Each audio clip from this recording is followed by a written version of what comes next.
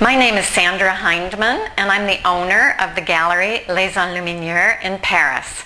Today is the opening of our exhibition, our fall exhibition, which is called France 1500, the Pictorial Arts at the Dawn of the Renaissance.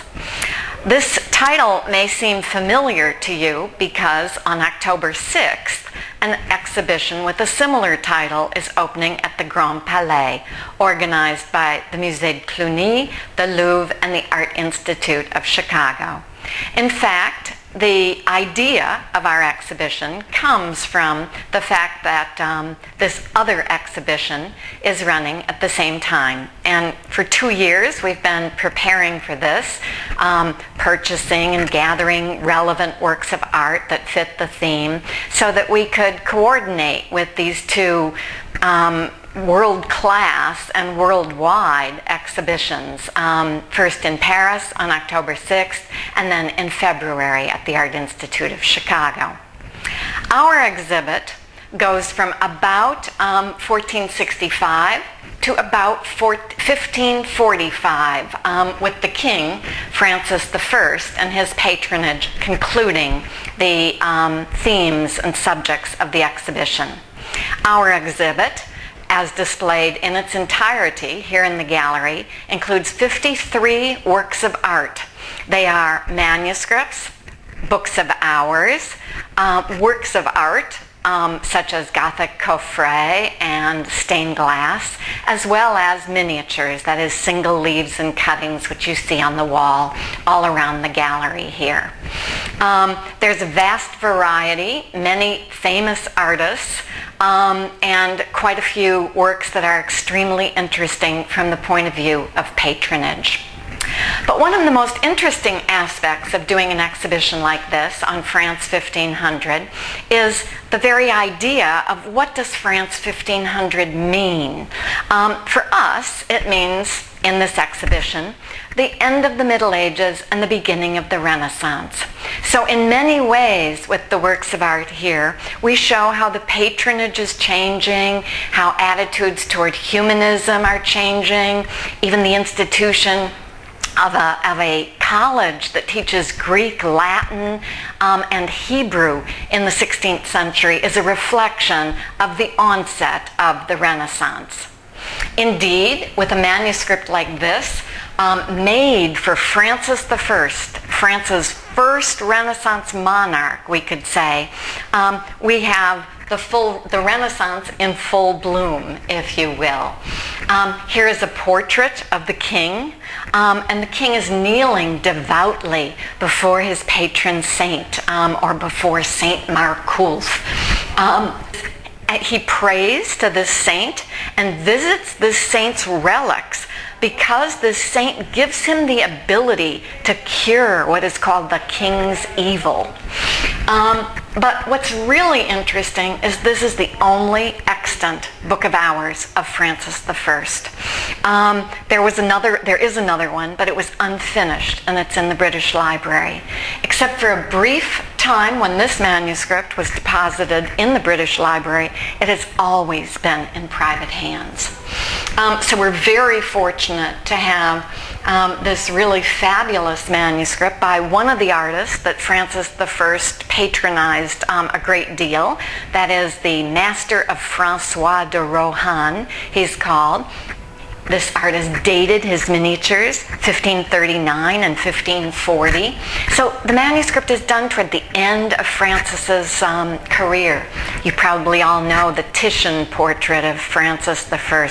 Well, how different is this devout, aging monarch kneeling on a little red cushion from the arrogant, regal king that Titian portrays at almost the same time. Another extraordinary manuscript in our exhibition is this one. It's The Lives of the Philosophers by Pierre Sala, a Lyonnese humanist. It's actually in a humanist binding too, a Lyonnese binding, and it shows pictures, portraits really, of 20 Greek philosophers, including the 7 sages of Greece, but also the very famous philosophers, Aristotle, Socrates, and here we have Plato, who appears twice in the manuscript. Each philosopher is half-length in academic robes before a landscape, sometimes in an interior, and they hold either books or scrolls. They are by probably the most famous artist, illuminator of Lyon of this period, Guillaume Le Roy, who worked quite a bit for Pierre Sala, producing this manuscript as well as many others for him.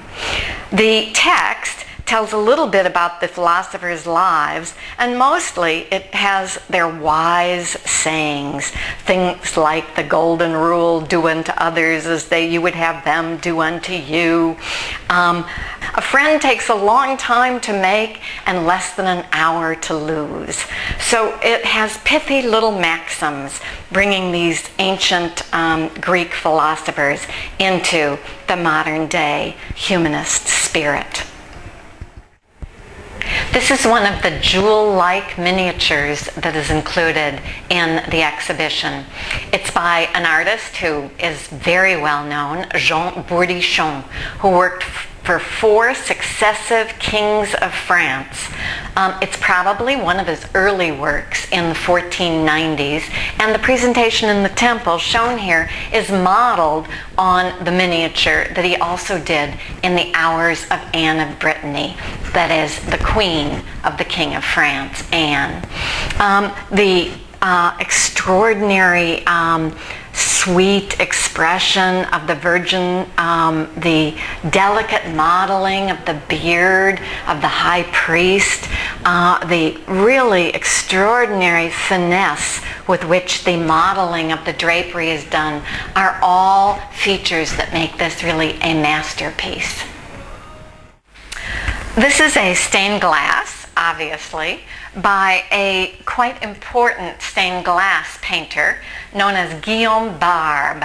The Barbes were a dynasty of stained glass painters in Rouen, and they worked for the Cathedral of Rouen in the end of the 15th century. This is about 1480 to 1485. And it represents Charles VII, victorious, shown as the victorious King of France with the fleur-de-lis crown, the portrait features of Charles VII, his fleur-de-lis scepter, ermine mantle. In fact, Charles VII was quite important to Rouen because he liberated Rouen at the 100 Years' War from the English. Scholars have described Guillaume Barbe's style as brilliant and monumental.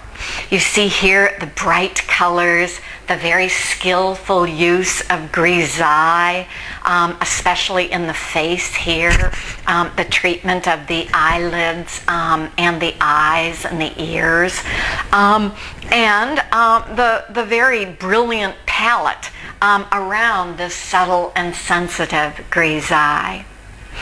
We have another window, also by Guillaume Barbe, also probably like this one from the Cathedral of Rouen, showing perhaps a donor portrait. One thing we're very excited about for this exhibition is that we have inaugurated a virtual exhibition, a website that is devoted uniquely to the works of art that are on display here in France 1500. It has its own URL, and it will be up longer than the show. It can be up virtually for eternity, as it were. There are many features on this site that are quite interesting. In fact, it will have a turning the pages feature where viewers can actually turn the pages of 3 manuscripts on the screen, something that of course you cannot do when you are in an exhibition. Every work of art is there with short and long descriptions. There's a timeline, a chronology. In fact, I've modeled it on the virtual exhibition sites that I admire so much of the Bibliothèque Nationale de France. The other thing that I wanted to mention is this exhibition of course, starts in Paris, where it will be on display until November 30th, but it then goes to 2 other venues. First, in January, it goes to New York, where we will be with the same works at Armin Kuntz at C.G. Berner, just off Madison Avenue. That's in the end of January and February. You can find the dates in the catalog that we've done, and also on our website. After that, when the Louvre and Grand Palais exhibition goes to the Art Institute of Chicago, we too will be in Chicago at Joel Oppenheimer's. That's in the Wrigley Building, and that will be for 1 week in April, or about 10 days. We look forward to seeing you either in Paris or Chicago or New York.